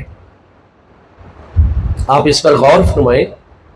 صحابہ کرام کا دور کب تک ہے؟ ہمارے تمام ائمہ متفق ہیں دور صحابیت 120 ہجری تک چل رہا ہے۔ سب سے آخر میں حضرت سیدنا ابو واصلہ، بلکہ سیدنا ابو الطفیل عامر بن واصلہ رضی اللہ عنہ وصال اقدس فرما رہے ہیں، اور آپ کے وصال اقدس کے ساتھ دور صحابہ کرام 120 ہجری میں جا کر مکمل ہو رہا ہے۔ سن 57 ہجری کے اندر آپ دیکھیں گے جو ہستیاں محبوب علیہ السلام کے وصال اقدس تک جوانی نوجوانی کے عالم میں موجود ہیں، ہاں جی، وہ آج بزرگوں کے اندر شامل ہیں۔ اور عالم اسلام پر آپ نگاہ ڈالیں تو ہر بڑے شہر کے اندر آپ کو کوئی نہ کوئی دو چار بڑی ہستیاں کابرین میں سے میسر ملتی ہیں۔ اب سیدنا ابو ہریرہ رضی اللہ عنہ یہ دعا مانگتے ہیں، ہمارے ائمہ کا یہ اصول ہے کہ جس چیز کے ساتھ اجتہاد اور رائے کا تعلق نہ ہو تو وہ حکماً مرفوع ہوتی ہے۔ تو اجتہاد کے ذریعے سے یہ کیسے بات جانی جا سکتی ہے کہ جب چھوکروں کی حکومت آئے گی اور سن 60 ہجری ہوگا تو امت کی تباہی کا سنگ بنیاد رکھ دیا جائے گا؟ یہ اجتہاد رائے قیاس کا اس میں ہے کوئی عمل دخل؟ جب نہیں ہے تو اس لیے ہمارے محدثین ائمہ اہل سنت یہی لکھ رہے ہیں کہ بھائی حضرت ابو ہریرہ رضی اللہ عنہ نے مصطفیٰ کریم علیہ السلام کی زبان اقدس سے سنا تھا کہ جب چھوکروں کی حکومت آئے گی اور سن 60 ہجری شروع ہوگا میری امت کی ہلاکت کی بنیاد رکھ دی جائے گی۔ اب آئیے ذرا واقعی یہ بات صحیح ہے حضرت ابو ہریرہ نے مصطفیٰ نے؟ اسی بات پر میں اختتام کرتا ہوں، واقعات شہادت آپ سنتے رہتے ہیں، آپ اٹھائیے صحیح بخاری شریف دوسری جلد کتاب الفتن صفحہ 1045، بخاری شریف میں یہ حدیث صحیح موجود ہے۔ سیدنا ابو سعید خدری رضی اللہ عنہ فرماتے ہیں کہ حضرت ابو ہریرہ رضی اللہ عنہ بھی موجود ہیں، میں بھی مسجد نبوی شریف میں موجود ہوں، اور اس وقت کا گورنر مدینہ مروان بن حکم بن العاص وہ گورنر بھی موجود ہے۔ ہم 3 آدمی ہیں۔ گفتگو شروع ہوئی تو حضرت سیدنا ابو ہریرہ رضی اللہ عنہ نے اچانک ارشاد فرمایا اس موضوع کے متعلق کہ سمیت رسول اللہ صلی اللہ تعالی علیہ وآلہ وسلم، کہ میں نے پیارے مصطفیٰ کریم علیہ السلام کو فرماتے ہوئے سنا ہے انا ہلاکت امتی بِأَیْدِی اُغَیلِمَۃٍ مِّن قُرَیشٍ، کہ بے شک میری امت کی ہلاکت تباہی و بربادی کا آغاز قریش کے چند نوجوان لڑکوں کے ہاتھوں پر ہوگا۔ یہ بخاری شریف کے الفاظ ہیں۔ سیدنا ابو سعید خدری رضی اللہ عنہ فرماتے ہیں جب حضرت ابو ہریرہ رضی اللہ عنہ نے نبی پاک علیہ السلام کا یہ فرمان پڑھا تو گورنر مدینہ مروان بن حکم اموی نے بڑی تیزی سے یہ کہا کہ لعن اللہ ھذہ الاغیلمہ، ان نو عمر لڑکوں کے اوپر جن کی وجہ سے نبی پاک علیہ السلام کی امت کی ہلاکت اور تباہی کا دور شروع ہوگا، ان پر اللہ تعالیٰ کی لعنت ہو ان لڑکوں کے اوپر۔ تو سیدنا ابو ہریرہ رضی اللہ عنہ نے فرمایا اے مروان تم نے جلدی کر دی ہے ان لڑکوں کے اوپر لعنت بھیجنے میں، لو شئتو اگر میں چاہوں لاسمیہم، میں ایک ایک اس لڑکے جس نے حکمران بننا ہے اور اس کی وجہ سے نبی پاک علیہ السلام کی امت کی شریعت کی دین کی تباہی اور ہلاکت کا آغاز ہو جانا ہے، اسمی میں چاہوں تو میں ایک ایک کا نام بھی تمہارے سامنے لے سکتا ہوں، کیونکہ جب نبی پاک علیہ السلام نے ہمیں یہ فرمایا ہے تو ساتھ ان لڑکوں کے نام بھی بتا دیے۔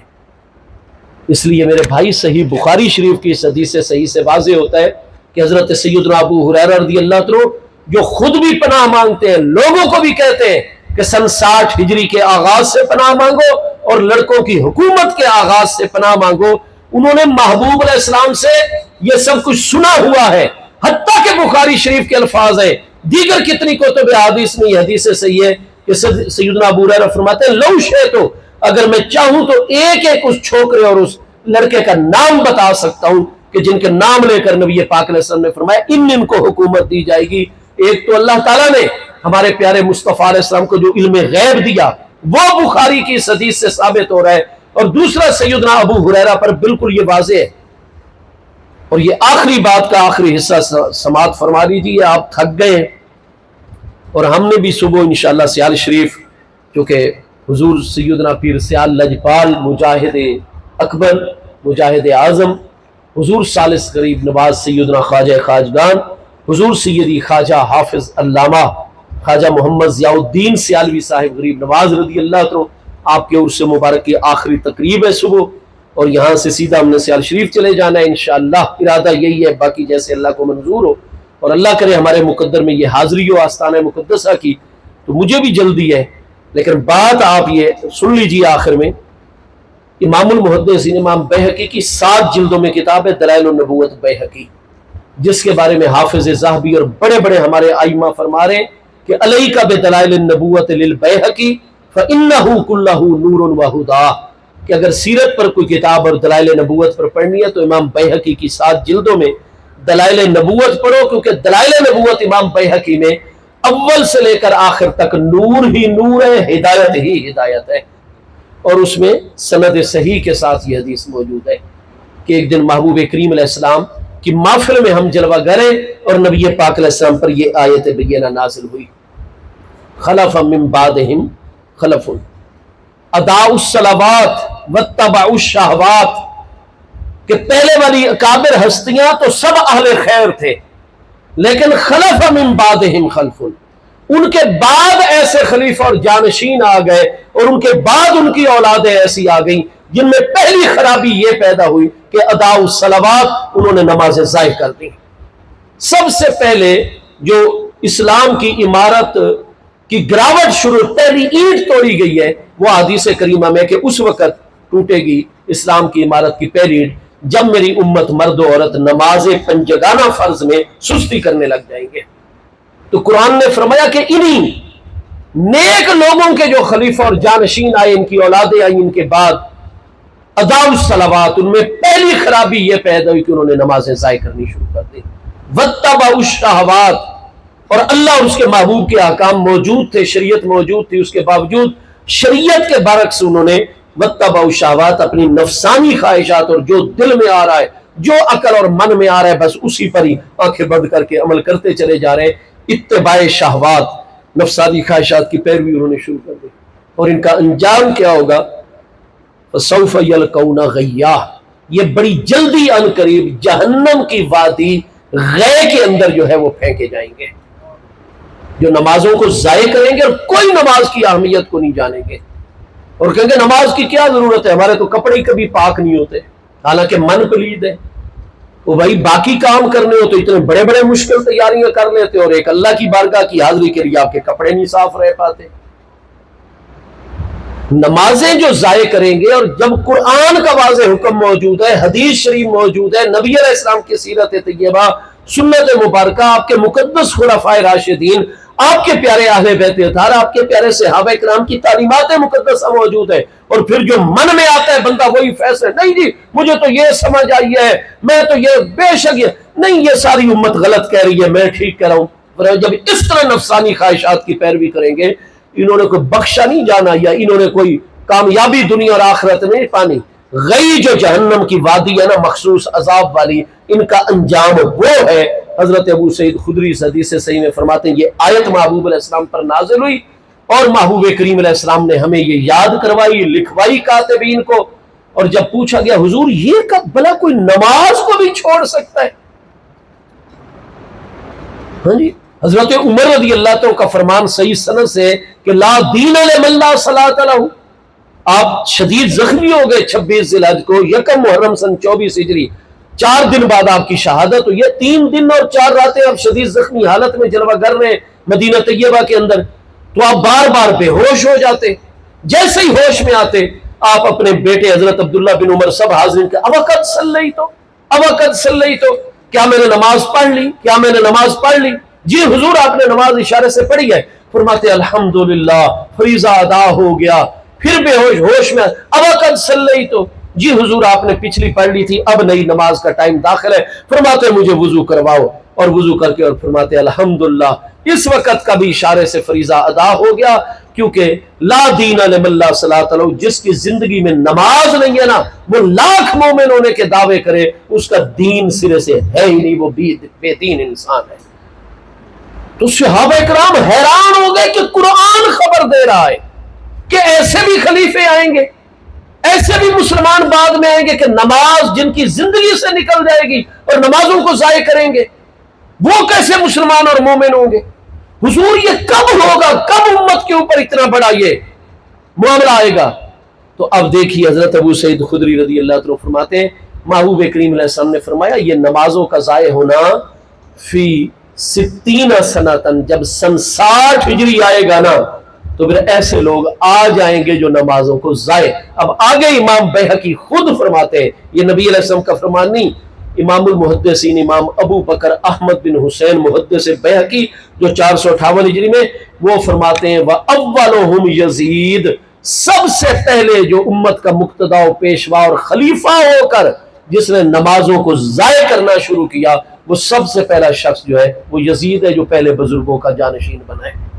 لیکن نمازیں اس نے ضائع کی ہیں. میرے دوستو، حضور امام علی مقام امام حسین رضی اللہ عنہ، میں طالب علم نے اتنا آپ حضرات کا ٹائم لیا. آج کل فتنوں سے دور بھرپور ہو گیا ہے، ہمارے لوگوں کو بالکل اپنے پہلے والے نظریات سے ہٹائے جانے کی شعوری سطح پر یہ 5ویں نسل کی ابلاغی دوغلی جنگ جو شروع ہوئی ہے نا جی، ہاں جی، 5th جنریشن وار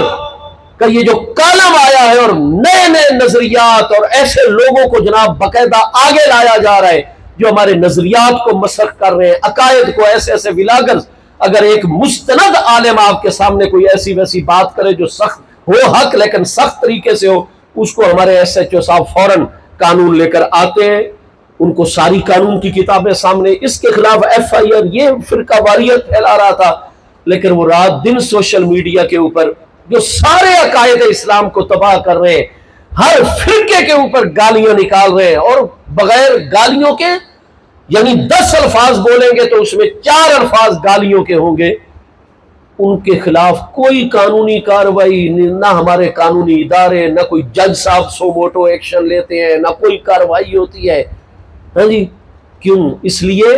کہ اسرائیل کا جو ایجنڈا آگے بڑھانے کی عملی کوششیں ہیں، تو آخری کلا جو ہے نا اور آخری حصار وہ پاکستان جیسا پیارا ملک ہے، جو ہماری فوجی قوت، ہمارے ایٹمی اثاثے ہمیں معاشی طور پر اور سیاسی طور پر کیوں نہیں مضبوط ہونے دیتے؟ جیسے ہی تھوڑا سا پاکستان مضبوطی کی طرف بڑھتا ہے تو جس معاشرے کو بالکل تباہ کرنا ہو، سب سے پہلے اس کی قوم کو اپنے نظریات سے برگشتہ کیا جاتا ہے، اور ہر بندہ دوسرے سے ٹکراؤ میں آ جاتا ہے، اور اس وقت پھر وہ چاہے جتنی بڑی معاشی طاقت ہو، جتنی بڑی فوجی طاقت ہو، وہ ریزہ ریزہ ہو جاتی ہے. میرے دوستو، ہم اہل سنت و جماعت ہیں، ہم اولیاء اللہ الکاملین کو ماننے والے ہیں. کسی کی بات سن کر یہ نہیں کہنا نہیں جی اس نے تو آیت پڑھی ہے، حدیث پاک پڑھی ہے، بھائی یہ ٹھیک کہہ رہا ہے، ہمارے سارے بزرگ اولیاء اللہ بھی غلط تھے، والدین بھی غلط تھے، سارے بزرگ غلط تھے، علماء غلط تھے، یہ بندہ ٹھیک کہہ رہا ہے. حالانکہ مومن کے متعلق قرآن فرما رہا ہے کہ جب ان کے سامنے ہماری آیتیں تلاوت کی جائیں، کیونکہ قرآن کو اللہ پاک فرماتا ہے ظالم بھی پڑھتا ہے، متقی بھی پڑھتا ہے. وَنُنَزِّلُ مِنَ الْقُرْآنِ مَا هُوَ شِفَاءٌ وَرَحْمَةٌ لِّلْمُؤْمِنِينَ وَلَا يَزِيدُ الظَّالِمِينَ إِلَّا خَسَارًا. مومن جب پڑھتا ہے اس کے نور میں، شفا میں، ہدایت میں اضافہ ہوتا ہے، لیکن ظالم جب قرآن کی تفسیر کرتے ہیں اور اس کو پڑھتے ہیں، ظالموں کے خرابی میں اور زیادہ قرآن نقصان میں اضافہ کر دیتا ہے، اضافے کا موجب بن جاتا ہے.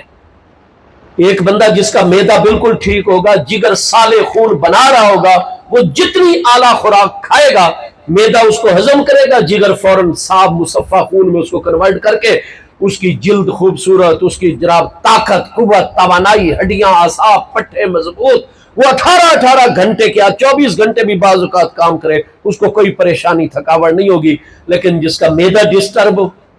جس کا جگر صاف خون نہ بنا رہا ہو، آپ اس کو اعلیٰ سے اعلیٰ خوراک دیں گے، وہ جناب اخلاط اربع میں سے جو چاروں خلطیں ہیں، سوداوی، صفراوی اور جناب برودت اور حرارت والی، ایک خلط بھی غالب ہے تو آپ کو پتہ ہے کہ وہ بلغم میں کنورٹ ہوگی، ساری خوراک وہ نئی مصفہ خون بنے گا،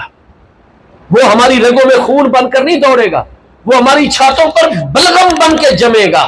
اور ٹی بی جیسے مرض میں ہمیں مبتلا کر دے گا۔ اگر اعلیٰ خوراک استعمال کر کے ہم اپنی رگوں میں صالح مصفہ خون دوڑانا چاہتے ہیں تو پھر اس کے لیے ہوگا کہ ہمیں اپنا پہلے معدہ ٹھیک کرنا ہوگا، پہلے جگر ہمیں اپنا وہ طبیب حاذق کے پاس، اعلیٰ ڈاکٹر کے پاس جا کر چیک اپ کروا کے اس سے ایڈوائز اور رہنمائی اور دوائی اور اسی ماحول میں رہنا ہوگا سال سوا، جس میں ہماری طبیعت ٹھیک ہو جائے، پھر اعلیٰ خوراک استعمال۔ اب جو بھی اٹھتا ہے وہی قرآن کا مفسر بن جاتا ہے۔